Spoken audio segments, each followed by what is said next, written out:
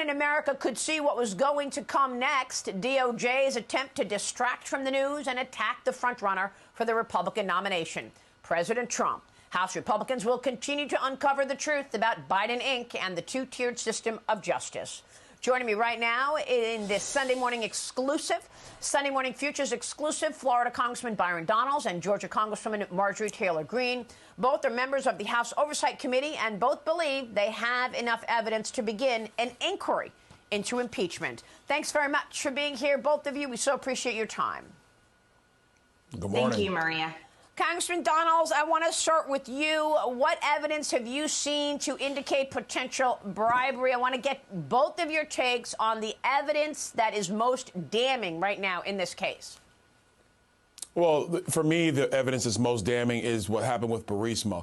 Hunter Biden goes on the board simply because he's the conduit to Joe Biden. There is a conference call, a business meeting at Cafe Milano where Joe Biden just shows up there with some of the Burisma executives. There's a board meeting in Dubai in 2015 where they look at Hunter Biden and say, "Hey, we need help from D.C. Make the call." 3 months later, Shokin, the prosecutor in Ukraine, is fired, and Joe Biden brags about using or withholding $1 billion in U.S. aid, putting pressure on Ukraine to get the prosecutor fired. That's an open and shut, damning case of bribery with respect to Joe Biden when he was vice president of the United States. You add in the fact that you have Yelena Baraturina, the widow of the Moscow mayor, how she paid $3.5 million to Hunter Biden and to Devon Archer, and as she's left off the sanctions list when Vladimir Putin invades Ukraine. This stuff stinks. There's some of the evidence, and we got a lot more.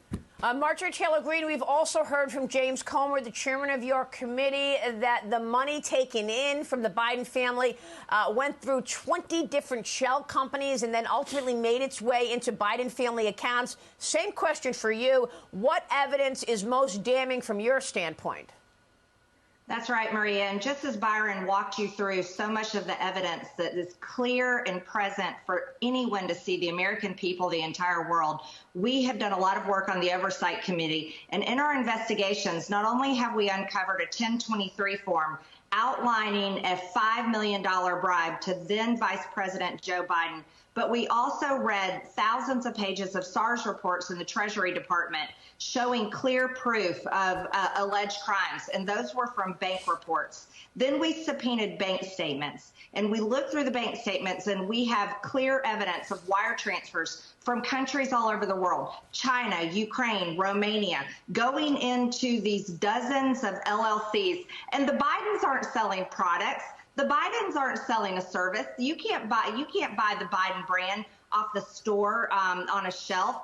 But you know what? Powerful people and businesses all over the world were buying the Biden brand right through Hunter Biden. And Devon Archer confirmed that for us just this past week in his transcribed interview, saying that Joe Biden was on the phone more than 20 times with these business partners and that Joe Biden himself is the brand. And Maria, now we have a letter all the way back in 2011 from Joe Biden himself directly to Devon Archer, saying that he was sorry he didn't get to meet with him. He was with the president of China, and that he's happy that Hunter and Devon are working together. This is proof that Joe Biden has lied repeatedly to the American people, that not only has he always known about his son Hunter's business dealings, but he's been very involved to the level that he has been in conversations with his business partners many, many times. Yeah, I saw the letter. Do we have a picture of that letter? It is on vice presidential stationery.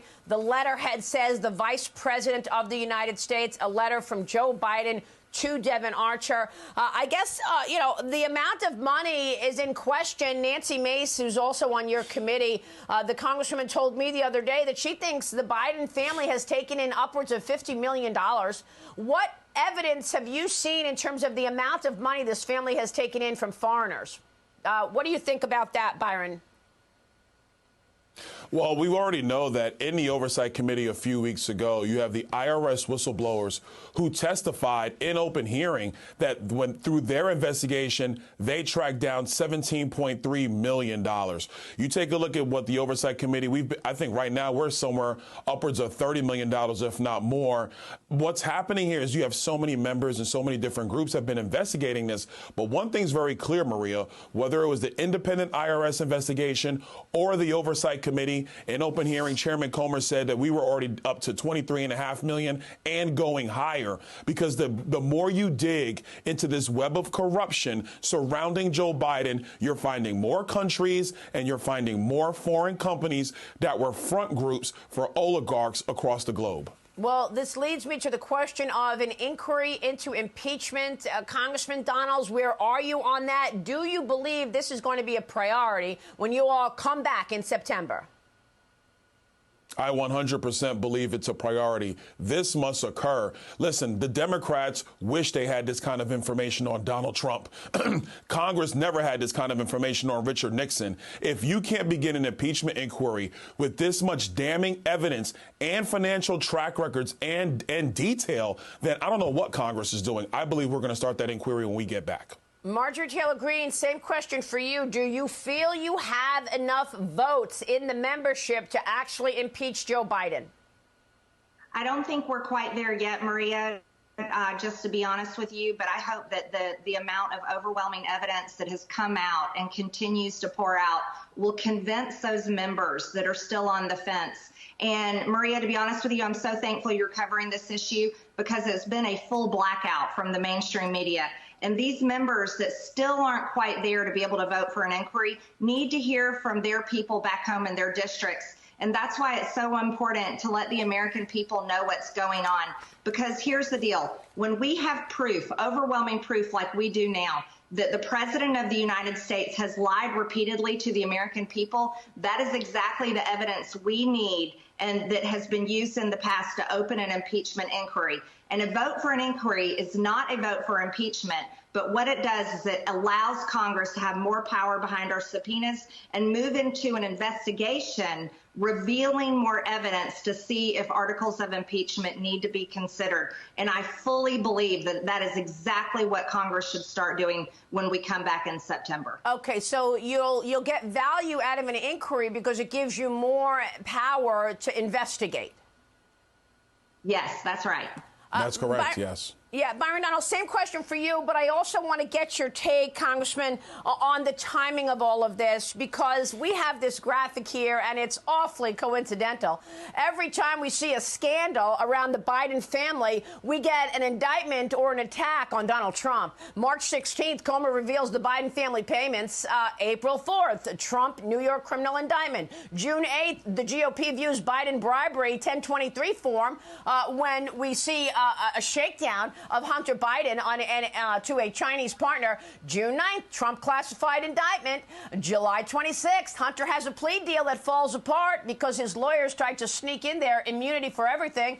The next day, Trump is additional charges from Jack Smith. And, of course, when Devin Archer testifies on July 31st, Trump is indicted on January 6th. Congressman, what do you think the DOJ is trying to do here?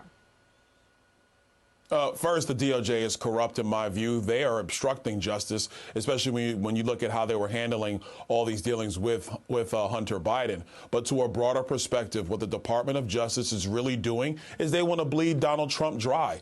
They want him to use up so many campaign resources with these terrible, phony indictments that it's going to be hard for him to mount a challenge of the presidency. And for the American people, understand what this means.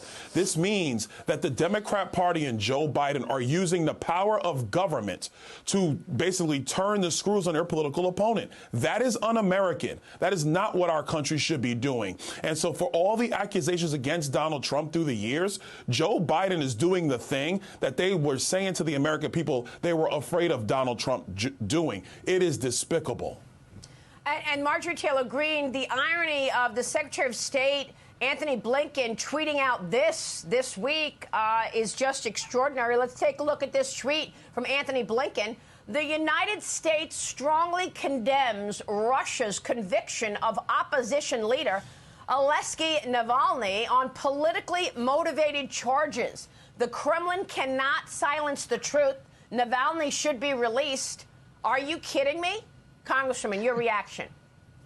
Yeah, the amount of hypocrisy is too much to take, Maria. And I'll follow up with Byron just now. The Department of Justice is now running the 2024 presidential campaign because Bidenomics is failing America. People can hardly afford gas. They can hardly afford groceries. And many seniors on a fixed income are choosing between paying rent and being able to buy their medications. People are drowning in inflation, and America is failing under Bidenomics. They have no policies to run on. The only thing they can run on is to continue smearing President Trump's name. And I just want to follow up and say, Maria, the more times they indict President Trump, the more people realize that the Biden administration is a communist regime. And for the first time, Americans are actually seeing what communism really looks like. And we have to stand up to this. This is why Republicans in the House, when we come back in September, we have to vote for an impeachment inquiry because it's the right thing to do. Whether Joe Biden took $5 to his name for corrupt business deals or whether he took $40 million, it does not matter. It's up to Republicans to do the right thing and not allow the Department of Justice to win the 2024 presidential election for Joe Biden. It's all extraordinary, and we will certainly be watching both of your work. Thank you so much for being here, Byron Donalds and Marjorie Taylor Greene. Congressman, Congresswoman, thank you. Thank you. Members of the Oversight Committee.